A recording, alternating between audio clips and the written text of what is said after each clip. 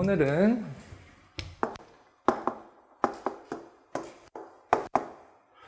모의 레벨 오리엔테이션이에요. 오리엔테이션. 사실상 이제 처음에 이제 개강을 2주 뒤에 이제 설레 끝나고 하려고 했는데 그러면 너무 또 풀어질까봐 바로 한 거예요. 바로 OT를 하겠다. 그래서 시험 끝난 지 얼마나 됐어요? 일주일 됐죠? 그간 뭐 하셨어요? 뭐 하셨어요? 쉬었어요? 뭐 하셨어요? 아, 감사합니다.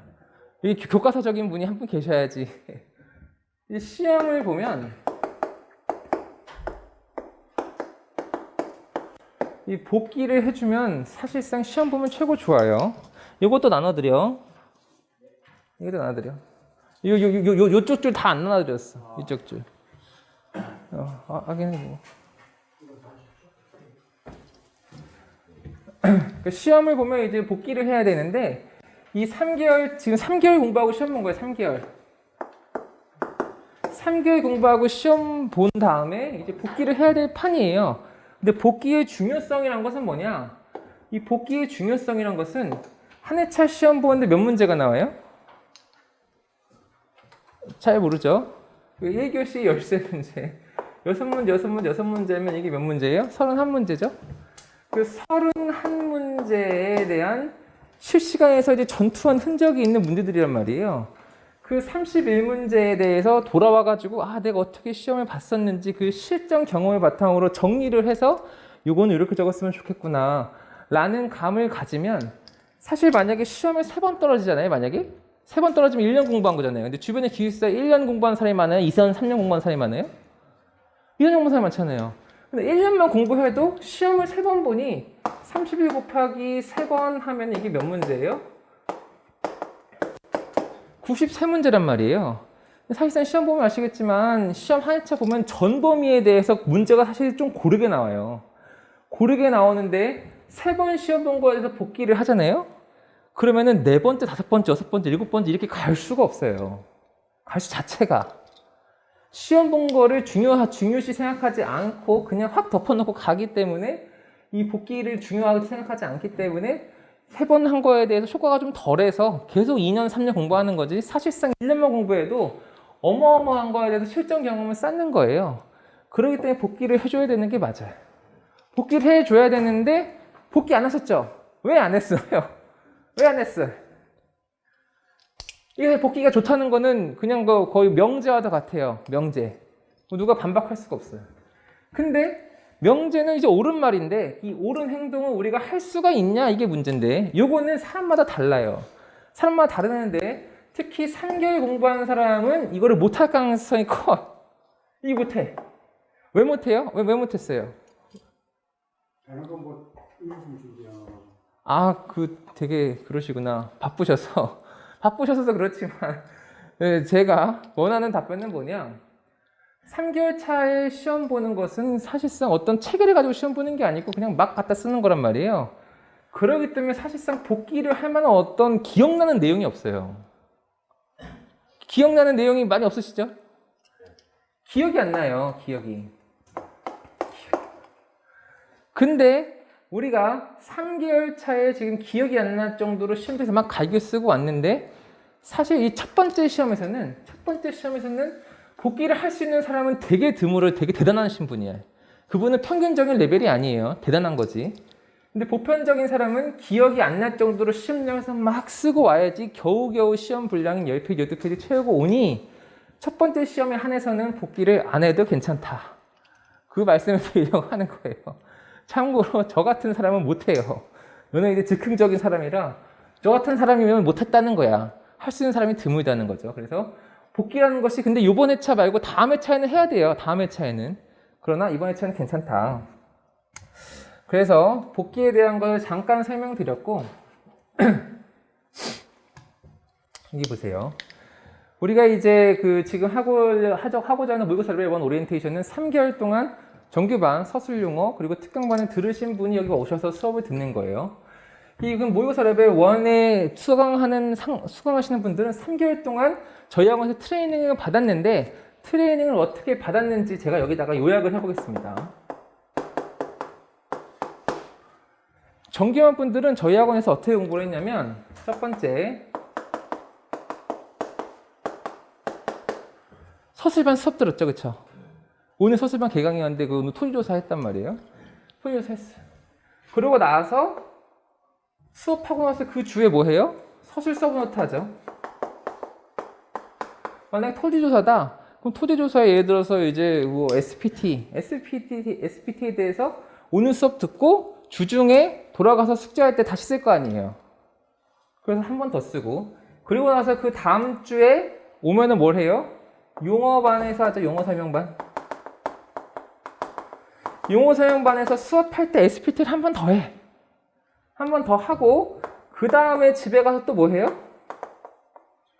용어 서브노트예요. 그쵸?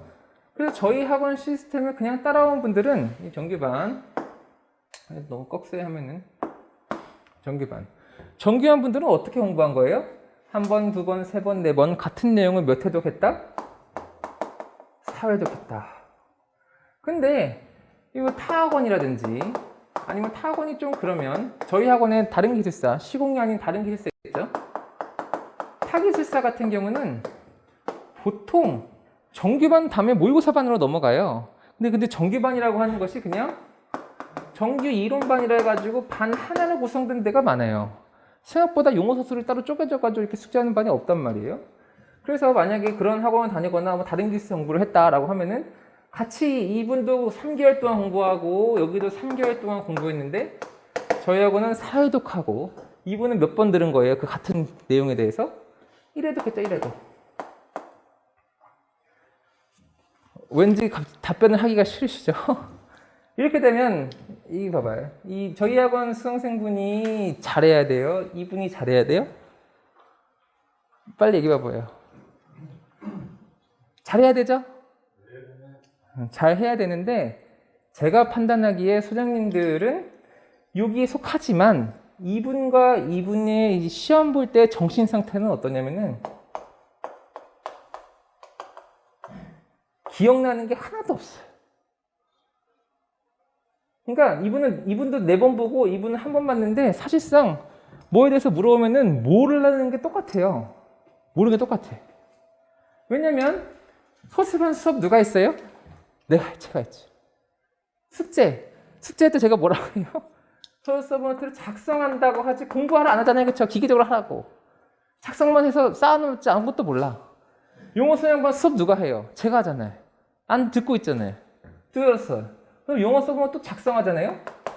그래서 4번 했긴 했는데 머릿속에 하나도 안 남는다는 거예요. 근데 이분도 마찬가지로 머릿속에 안 남았겠지. 그러니까 제가 뭔가 사회독 했을 때 이걸 인정해야 되나 약간 거리낌이 들었던 분은 내가 이렇게 했는지 그거 효과에 대해서 좀 의심이 가는 거예요. 왜냐면 내가 잘 모르니까. 그래서 이분이나 아는 거는 아무것도 없는 건 현재 상태에서 매 한 가지예요. 공부 3개월 하고서 뭔가 기억이 많이 났다. 이거는 거짓말이에요. 그럴 수가 없어요. 물리적으로. 그렇다고 3개월 동안 놀았어요? 죽어라 했잖아요. 죽어라. 숙제하느라 정말 미칠 뻔했잖아요. 그렇죠? 미칠 뻔했는데 결국에 남는 건 뭐냐? 아무것도 없다는 거예요. 그러니까 저는 소장님들이 그렇게 생각한다는 거예요. 제가 소장님들한테 강의를 하는데 머릿속에 아무것도 없다 생각한다는 거예요. 모의고사반 강의 자체가.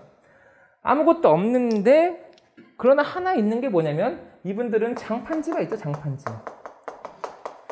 장판지는 우리가 암기를 하라고 하잖아요. 그래서 장판지 암기가 그래도 되어 있기 때문에 만약에 3개월 차 합격을 한다면 뭐 때문이다면 장판지 때 합격을 하는 거란 말이에요. 그러나 요 장판지가 생각이 난다고 하더라도 시험 문제에 대해서 이제 갖는 감정은 거의 이것과 유사해요. 내가 잘 모르겠다. 자신이 없다. 아무것도 모르는 상태랑 똑같다. 그래서 아까 그 부럽댔잖아요. 그쵸? 부러운데 가서 부러운 거 봐서 보면은 수준이 비슷해. 현재 상태에서는. 답안지가 비슷해. 그러나 이분들의 장점은 한 주 한 주 지나면서 좀 격차가 벌어지기 시작하는 거예요. 근데 현재 상태는 똑같아. 몰라. 소리내서 10주 전에 했는데 기억이 잘 안 난단 말이에요. 그쵸? 그래서 이 상태를 이해를 하신 상태에서 지금부터 수업을 하는 것을 잘 들어보셔라 라는 거예요. 그래서 이제 이게 사회독과 이해독 전부 다 이제 현재 머리 상태에선 차이점이 없는 상태에서 우리가 이제 이해해야 되는 것은 그러면 이 학원에서 의도하는 바가 무엇이냐? 이 학원이 갖고 있는 합격의 이제 시스템에 대해서 다시 한번 좀 정확하게 아실 필요가 있어요. 그래서 합격의 시스템을 이해하기 위해서 비유적으로 쉬운 기술사에서 가장 중요한 공정이 뭐예요? 뭔지 콘크리트라는 말이 들리는 것 같았어요. 콘크리트죠. 그래서 우리가 내용적으로 봤을 때 콘크리트를 잘 알아야 합격을 하는 것에 이제 비유해서 설명을 해보자면, 결국 콘크리트는 뭐뭐뭐로 구성이 되어 있어요? 재료,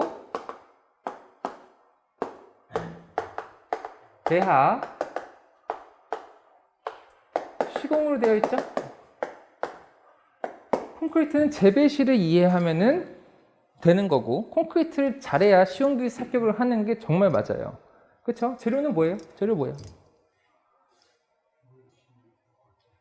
물, 씨, 골, 혼. 제가 장판지를 암기법을 암기하라고 했는데 암기법을 암기 안 하고 이렇게 이해해서 얘기하는 거 봐봐요. 잘 암기가 안 돼 있다니까요. 암기, 물, 씨, 골, 혼 이렇게 나와야지 이렇게 하면 안 되죠. 배합은 뭐예요? 배합.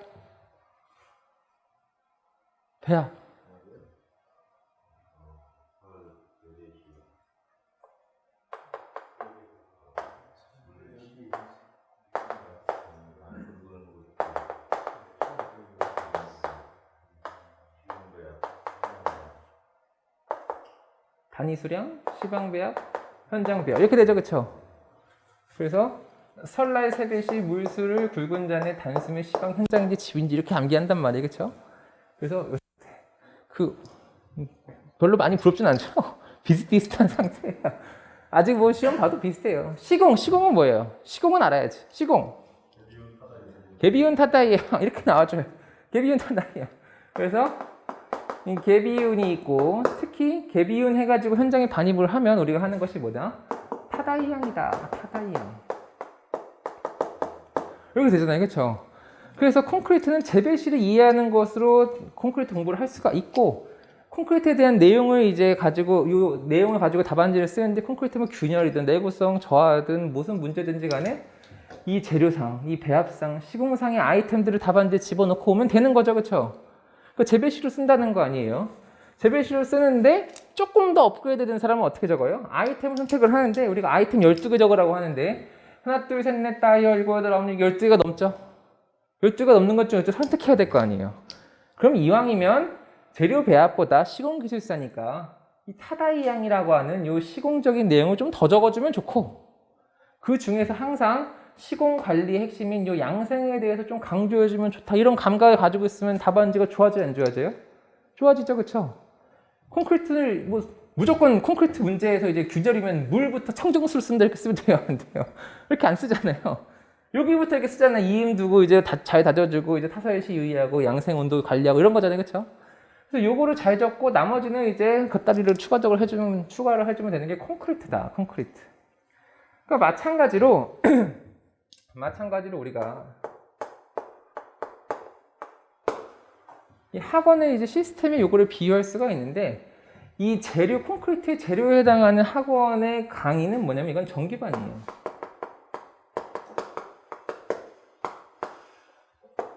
정규반. 그리고 이제 정규반 이제 서술 용어만 듣고 들은 반이 뭐냐면 특강이죠, 특강. 특강은 뭐겠어요? 배합이겠어요? 시공이겠어요? 특강은 시공이에요. 특강. 그래서 정규반 등 듣는 반이 특강인데, 특강이 요 시공에 해당하는 거라서 사실상 지금 현재 상태에서는 재료랑 배합 안 배우고 시공 요것만 해가지고 서론부랑 마지막 제일 중요한 것만 가지고 가져가서 시험 본 거란 말이에요, 그렇죠? 그게 정규반과 특강. 지금부터 할 모의고사 레벨 1의 위치는 어디냐면은 바로 여기다. 모의고사.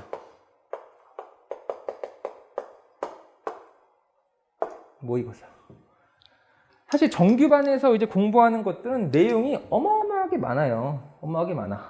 어마어마하게 많은 것에 가장 암기의 최소값이 뭐냐면은 장판지이고, 장판지 플러스 이제 서술서부터 엄청나게 많잖아요. 그쵸? 저기 써 있는 내용도 많고.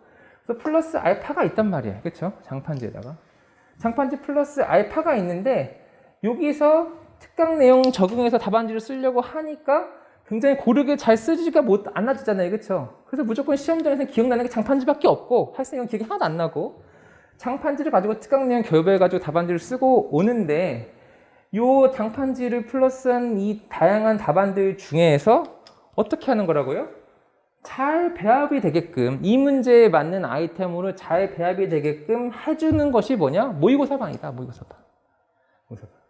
그래서 모의고사반이라고 하는 것은 이 장판지랑 플러스 알파를 답안지화 시키는 거예요.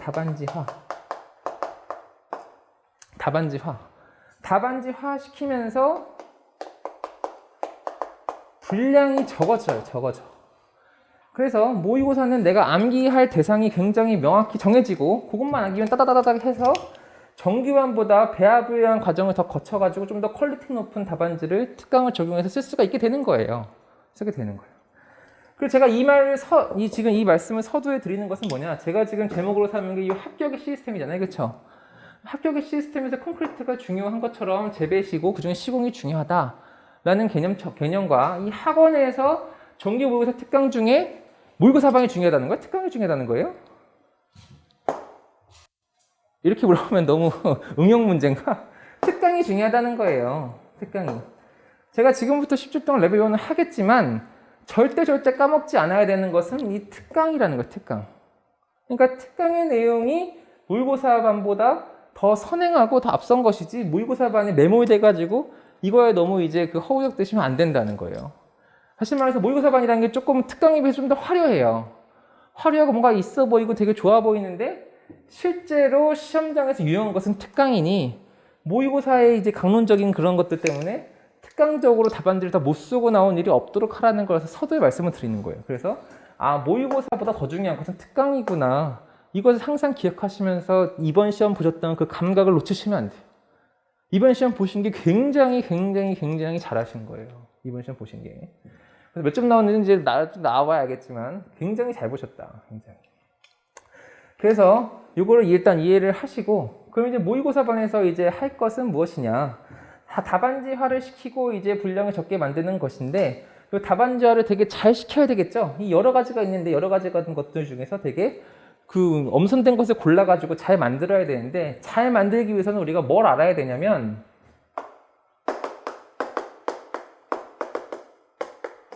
합격의 원리를 알아야 돼요. 합격의 원리. 그래서 합격의 원리에 대해서 지금부터 설명을 할 테니까 굳이 뭐 필기하실 필요 없어요. 어차피 이제 뭐 시험 본 일주도 안 됐고 그 한번 되새김질 한다 생각하시면 들으시면 되십니다. 합격의 원리는 이 뭐랑 비슷하냐면 얘는 채점되는 기준을 아는 것으로부터 시작해요. 합격의 원리는. 채점 기준이라고 하는 것은 무엇이냐? 레이아웃과 키워드 그리고 논지 이 세 가지. 이 세 가지가 이제 채점의 포인트인데 이 채점의 원리에서 정확하게 이해를 하신 다음에 우리가 어떤 문제에다 답안지화 시켜서 그걸 암기를 해줘야 될 거 아니에요? 그 암기를 할 대상을 만드는데 이걸 모르고 만들면은 백날 허사잖아요, 그렇죠? 그러니까 이걸 원리를 알고 우리가 만들자. 첫 번째 레이아웃이에요. 레이아웃이 뭐예요? 네? 답안지? 뭐 잘 못 들어도 뭐예요?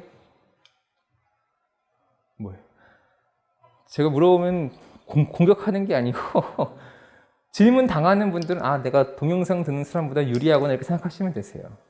질문을 받으면 그게 일종의 대답을 해야 되잖아요. 즉각적으로 이제 답변하는 그 자체가 도움이 되신단 말이에요. 레이아웃이 뭐예요? 전체 왔고. 왁구. 좋은 단어 왁구. 아주 바람직하죠. 뭐 좋은 단어예요. 왁구를 맞추는 거예요, 그렇죠? 왁구를 맞추는 건데 좀 이제 추상적인 단어고 정확하게 이제 우리가 설명을 하자면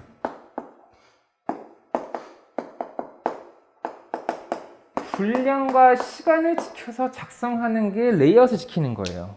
그러니까 왁구를 만드는데 기숙사 시험이라는 것에 맞고를 만드는 거잖아요. 그렇죠? 기숙사 시험은 100분의 12페이지, 뭐 요거는 100분의 10페이지 작성을 하는 거기 때문에 서술 기준으로 봤을 때는 12페이지를 100분에 작성해내는 것 자체가 레이아웃을 갖추는 거예요. 그러니까 소장님들은 지금 뭐라고 얘기하는 거냐면 뭐 내가 잘 썼는지 모르겠지만 일단 다 채우고 왔습니다 이렇게 하는 거잖아요. 그렇죠? 언제 채우고 왔냐면 시험 볼 때 시험 시간 중에 12페이지 채우고 왔다는 거 아니에요. 그러니까 레이아웃을 갖춰가지고 나왔다라는 거예요. 레이아웃을 갖춰가지고 나왔다. 그러니까 채점되는 포인트에 레이아웃이 있는데 여기에 점수가 많이 이제 부여되면은 합격할 수도 있는 행위를 하고 오신 거예요. 그잖아요. 근데 반대로 분량과 시간을 지키지 못하는 어떤 행위는 아무짝에도 쓸모가 없는 거예요. 그러니까 서브노트를 제가 이제 정규만 굉장히 중요하게 생각을 하지만 서브노트란 것을 계속 작성을 해. 그럼 합격을 해요? 그건 아니죠. 서브노트란 것은 내용이 잘 정리되어 있고 하지만 뭐가 빠져 있어요? 이 실전에서 답안 작성하는 방식인 100분의 12페이지에 맞춰서 적용하는 그걸 안 하면 그건 아무 의미가 없어요. 그 레이아웃이 안 갖춰진 거야.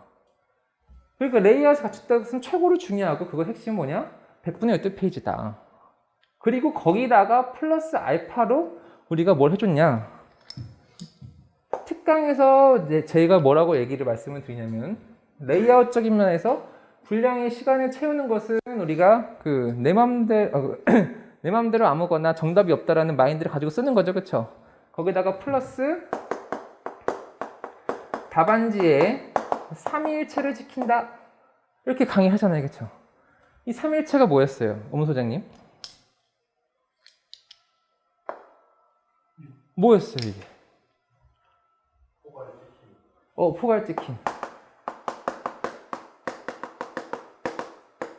포괄 문제는 찍힌 문제는 구분한다는 거예요. 구분해줘서 포괄 문제는 대제목으로 가고 찍힌 문제는 아이템으로 쓴다는 거예요. 대제목은 로마자, 아이템은 방가로로 쓴다는 거예요. 두 번째, 이입체화하는 건 입체화. 입체화한다고 하는 것은 설명을 2에서 3cm 정도 들여 쓴다는 거예요. 이 말은 무슨 말이냐? 답안지에서 대제목과 아이템이 중요하니 설명을 좀 뒤로 밀어버린다는 거예요. 눈에 뭐가 잘 보이게? 대제목과 아이템이 잘 보이게 설명을 밀어버린다는 거예요. 입체화. 그리고 이 대제목과 아이템, 포괄 문제는 대제목, 찍힌 문제는 아이템에 대해서 내 글씨를 못 쓰더라도 크고 또박또박 쓰라는 거예요. 크고 또박또박. 왜냐면 채점을 하니까 이 대제목과 아이템을 크고 또박또박 쓰라는 게 입체화예요. 그리고 세 번째는 그림도인데 그림도에는 페이지당 두세 개의 그림표, 플로차트, 공식 같은 걸 집어넣어주고 그걸 그냥 일렬로 배치하지 말고 지그재그로 넣어주라는 거예요. 지그재그. 요거죠, 그쵸? 그래서 만약에 소장님들이 이번 시험에 아까 다 채우고 왔다고 했는데 그냥 다 채우는 게 아니고 찍힌 문제, 포괄적인 문제는 대제목으로 찍힌 문제는 아이템으로 가주면서 입체화 팍팍 시키고 그리고 그림도에 페이지당 두세 개씩 집어넣어주고 왔으면 이번 시험에 합격을 기대해봐도 좋다라는 거예요. 왜냐면 레이아웃적 요소를 다 지켜가지고 답안지 작성해가지고 왔으니까. 요거까지 욕을 한 거죠, 그쵸? 특강이 요거잖아요, 특강이. 제가 없는 말을 하는 게 아니에요. 제가 한 100번 오버하고 10번은 얘기한 것 같아요. 그래서 이게 레이아웃이다. 근데 이 레이아웃에 대한 거가 이 특강에 대한 내용으로 다 이제 설명될 수가 있는데 여전히 특강이 최고로 중요한 것처럼 레이아웃에 대한 게 최고로 중요하다고 생각해 주셔야 돼요. 그래서 레이아웃을 다시 보면 100분의 12페이지를 쓰면서 3일체 주는 것이 레이아웃이다 볼 수 있겠습니다.